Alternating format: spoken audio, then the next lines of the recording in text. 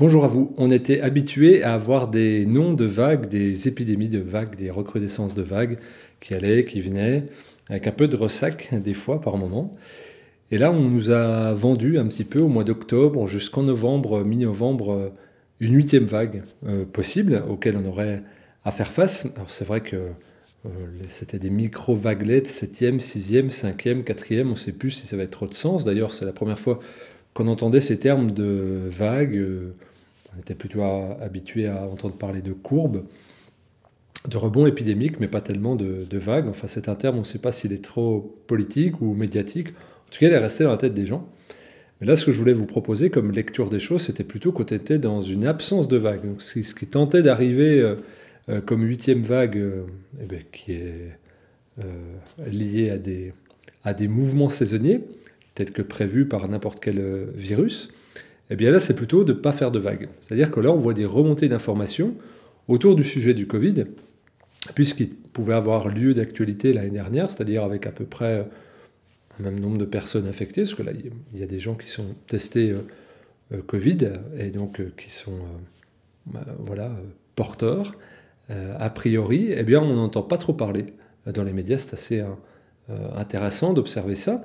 C'est-à-dire qu'autour de vous, sans doute, vous avez des personnes qui sont étiquetées Covid, et pour autant, ça ne s'affole pas, ça ne s'alarme pas. Alors qu'il y a un an, je vous rappelle, c'était une marée médiatique insolente. Là, ça semble plutôt de dire surtout pas de vagues. Alors pourquoi il ne faudrait pas faire de vagues? Peut-être parce qu'il y a certains dossiers qui ressortent, peut-être qu'il y a des débuts de jugement aussi qui se présentent, et le mot d'ordre, c'est plutôt que de parler d'une huitième vague, ça serait plutôt de ne pas faire de vagues. La preuve, la plus flagrante, je pense qu'il y a un an, le professeur Christian Perron, un grand épidémiologiste, il a dirigé la politique vaccinale dans l'Union européenne pour l'OMS pendant une quinzaine d'années, il a conseillé plusieurs gouvernements pour la politique et la couverture vaccinale. Enfin bref, c'est quelqu'un qui a son mot à dire, si ce n'est la personne la plus recommandable pour avoir son mot à dire, et donc il s'est fait rouler dans la boue dans les médias, et là il vient de gagner ses 3 procès.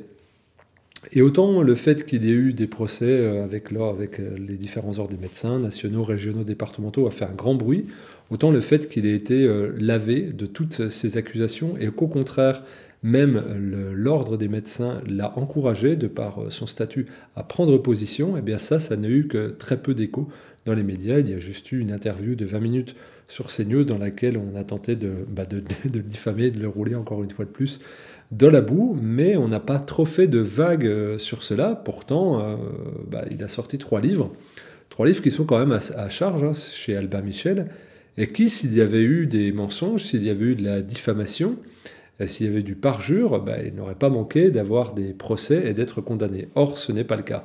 Par contre, on se rend compte que Karine Lacombe a, elle, été condamnée, puis relaxée, donc condamnée mais à rien. Et puis on se rend compte aussi que certaines assertions ou d'autres personnes qui ont été mises dans la boue, comme le professeur Montagnier, paix à son âme, qui avait dit il est fort probable que ça soit une fuite de laboratoire, tout cela. Et donc évidemment, on a dit que c'est un vieux gaga sénile, et puis qu'il avait trouvé son prix Nobel de médecine dans un paquet de soupline. Et bien là, on voit fleurir sur les médias, Libération, Le Monde, etc. Oui, ce serait assez probable que ça vienne d'une sortie de laboratoire, comme si de rien n'était, mais sans faire de vagues. C'est-à-dire ça vient là sur des petites touches, alors que normalement, ça devrait faire la une des journaux, parce que je crois que ça occupe l'actualité depuis 3 ans désormais. La vie de milliards de personnes dans le monde, de centaines de millions de personnes qui sont en prise soit avec des effets secondaires ou soit des Covid longs, sont encore en délicatesse, voire en souffrance. Toute l'économie a été ravagée dans beaucoup de pays, des situations absolument atroces. Et là, ça fait juste, oui, apparemment, ça serait très envisageable. Mais ça devrait faire un tollé. Non, pas de vague. Alors c'est intéressant, ce 2 poids 2 mesures, c'est qu'on va prendre des épiphénomènes pour des personnes qui ont finalement très peu d'influence, et on va leur mettre la tête sous l'eau pour bien leur faire comprendre qu'il ne faut pas faire de vagues médiatiques, que ce soit Didier Raoult, que ce soit Christian Perron, que ce soit Alexandra Henriot-Côte, que ce soit Louis Fouché. Bref, des personnes qui ont une voix dissonante, qu'ils aient tort ou qu'ils aient raison, je n'en sais rien. En tout cas, ils devraient avoir droit au chapitre de par leur fonction, et en tant que médecin, on a le droit de s'exprimer, et la science, c'est avant tout la contradiction. Mais là, non, il ne faut pas faire de vagues, même dans les débats. Donc c'est un bloc monolithique qui est prêt à manger et qu'il faut absolument consommer à grand renfort de gavage politique, médiatique, et puis je dirais que plus que du gavage médiatique, c'est de la menace, voire de la sanction. Et donc ça semble assez intéressant à décortiquer tout cela, de la même façon que c'est intéressant de voir aussi que un certain laboratoire multicondamné par ailleurs affirme tranquillement, ben non, nous n'avons pas testé cela sur la transmission. En fait, ce qui a surtout été testé quand on regarde les études, c'est le fait que ça ne soit pas positif sur les tests. C'est surtout ça. Eh bien, ça passe, alors que toute la politique de passe sanitaire puis vaccinale était basée sur le fait que ça transmette moins si on était injecté.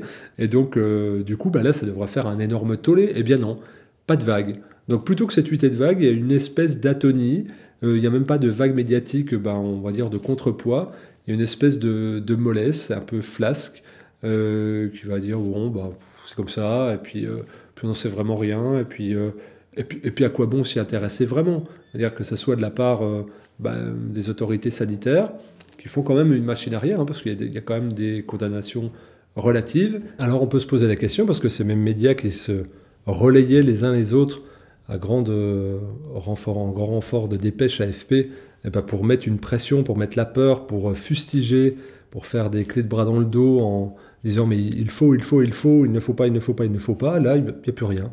Il n'y a plus de il faut, il n'y a plus de il faut pas, il devrait y avoir un énorme débat public, il devrait y avoir une concertation, de dire bon voilà, avec 2 ans de recul, peut-être que ça vaudrait le coup qu'on fasse des tables rondes, qu'on s'assoie plusieurs protagonistes autour de cette table, vous qui avez été radiés, vous qui avez été calomnié, vous qui étiez si affirmatif et vindicatif, vous qui aviez des conflits d'intérêts, on peut peut-être essayer de trouver un terrain d'entente. Non, il n'y a rien de tout ça, même pas de mea culpa. Là, il y a l'occasion aussi pour le législateur de se dire, avec les soignants suspendus, il y a quand même un souci, parce qu'on les a forcés à s'injecter une substance expérimentale pour ne pas contaminer les malades. Or, on sait aujourd'hui que ça n'a aucun impact sur la transmission, et que même ça n'a jamais été testé. C'est-à-dire qu'il y a eu une affirmation, si ce n'est une cachotterie, voire même un mensonge, de dire, eh bien, vous devez faire ça pour ça, les faits n'étaient pas du tout prouvés, et aujourd'hui, alors que l'État d'Alberta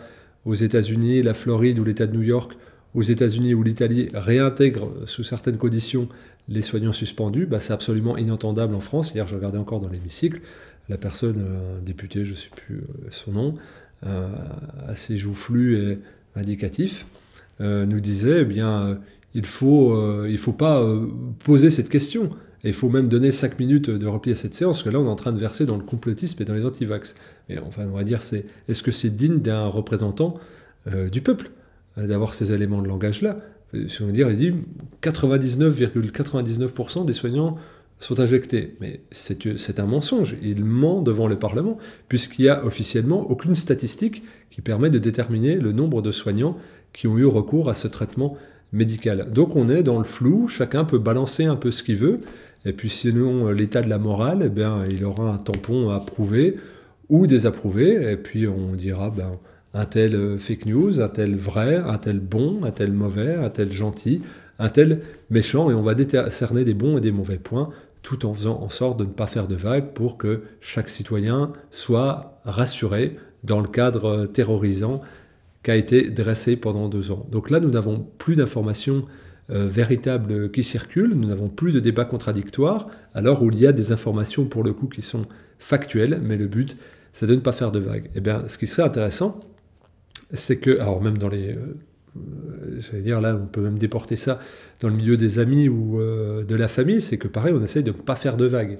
On va faire de vagues dans les repas, on va éviter certains sujets, on va essayer d'éviter certains aspects, certains faits d'actualité pour ne pas foutre le bordel. Mais avec ce consensus mou, on laisse quoi s'installer? Si on ne cherche à pas faire de vagues, il va y avoir le calme plat, et c'est pas la vie, l'absence de mouvement, ça va faire un marais putride. Et donc peut-être qu'il est en train de se développer quelque chose qui est assez insidieux, qui est assez pernicieux depuis 2-3 ans, où, en fait, comme une gangrène, lentement, progresse une espèce de bien-pensance, où si on commencent à sortir un petit peu l'oreille, on se fait taper dessus. Moi, je le vois en tant qu'éditeur, en sortant des livres qui ne sont pas forcément dans le courant. Là, je pense par exemple à un livre, le dernier que j'ai là, je n'ai pas prévu d'en parler, mais sur le Yémen. Bon, il y a l'application de Total, il y a l'application de l'ONU, il y a l'application de certaines ONG, il y a l'application de la France, qui vend des armes, petit lien avec du terrorisme aussi. Non, ça n'intéresse pas les rédactions. Ça, pourtant, c'est fouillé. 127 entretiens, il y a des ambassadeurs, il y a des responsables des renseignements généraux, il y a des anciens premiers ministres, des coécrits avec une yéménite. Non, ça n'intéresse bizarrement pas. Par contre, on peut faire du buzz avec autre chose. Voilà, c'est très bien. Donc, le consensus, mou, chaleureux, douillet. Alors, pas au-dessus de 19 degrés, pas trop chaleureux non plus. Mais voilà vers quoi on va. Eh bien, il faut, à mon avis, de la stimulation, il faut de la contradiction. Je le disais, la contradiction, c'est la base de la science, mais je dirais le désaccord, c'est la base d'une démocratie qui est saine. Et donc, on n'est pas obligé de passer par l'insulte, on n'est pas obligé de passer par l'anathème, on n'est pas obligé de passer par l'invective ou la menace. On peut organiser des débats.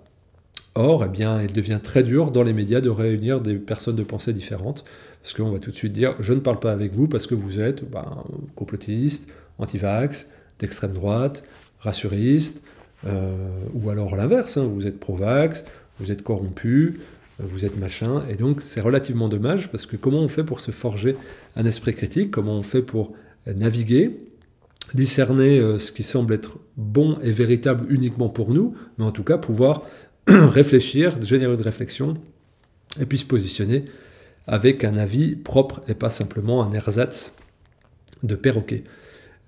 Voilà, c'était un sentiment que je voulais vous partager avec ce fait. J'étais là, je dis à quel moment on pourrait entendre parler d'une 8e vague? Ben non, c'est une absence de vague auquel on a à faire face. Je vous remercie pour l'attention que vous portez à cette vidéo. Je vous encourage à partager si elle vous dit quelque chose, si elle évoque quelques réflexions en vous, et je vous dis à très bientôt.